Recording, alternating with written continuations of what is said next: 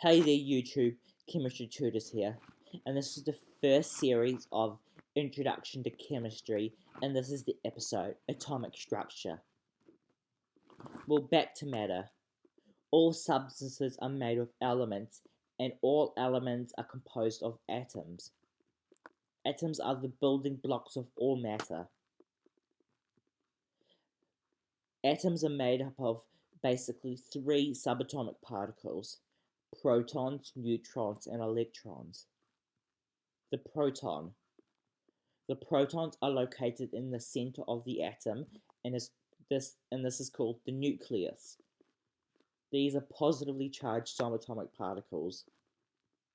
Protons determine the element of the atom. For example, nitrogen has 14 protons, and this is the only element to have so.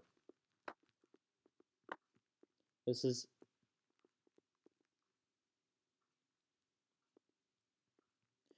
neutrons. Neutrons are located with the protons in the nucleus. Neutrons act as a buffer.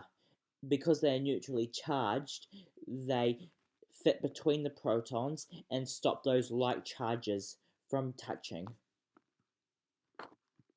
Elements can have varying numbers of neutrons, and these are called isotopes. Example, carbon can have 12 neutrons or 14 neutrons. This doesn't change their chemical properties, but may make them radioactive. Electrons. This is really important in chemistry. The electrons are located orbiting around the nucleus. These are negatively charged subatomic particles. Atoms in pure form are neutrally charged, so the number of electrons an element has is the same as the number of protons. An element may gain or lose electrons in order to become more chemically stable. This means the ratio between electrons and protons will be different. This loss or gain of electrons forms ions. Electrons have varying energies, so belong in varying energy levels. The period in which the element belongs can tell us how many electrons shells the element has. The first shell can hold a maximum of 2 electrons. The second shell can hold a maximum of 8 electrons. The third shell can hold a maximum of 8 electrons. Each shell must be filled up before the next shell can hold electrons.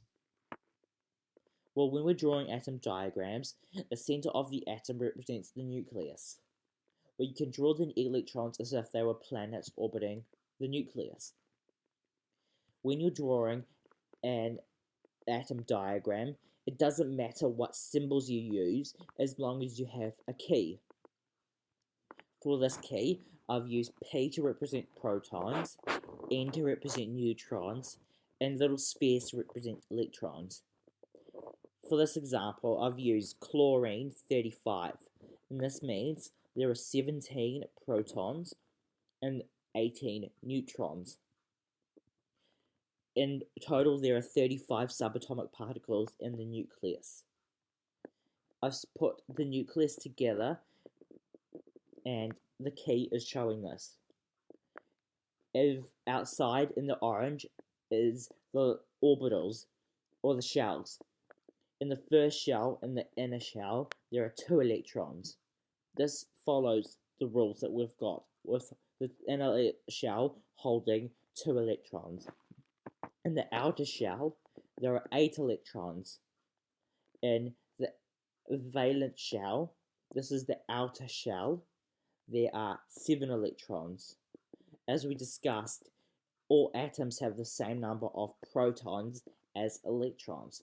So if there are 17 protons, there must be 17 electrons. So we know that we've done this correctly. For this example, I've used carbon 12. There are 6 protons and 6 neutrons. We know that we've done that correctly. And we've got a key where P represents the protons and N represents the number of neutrons.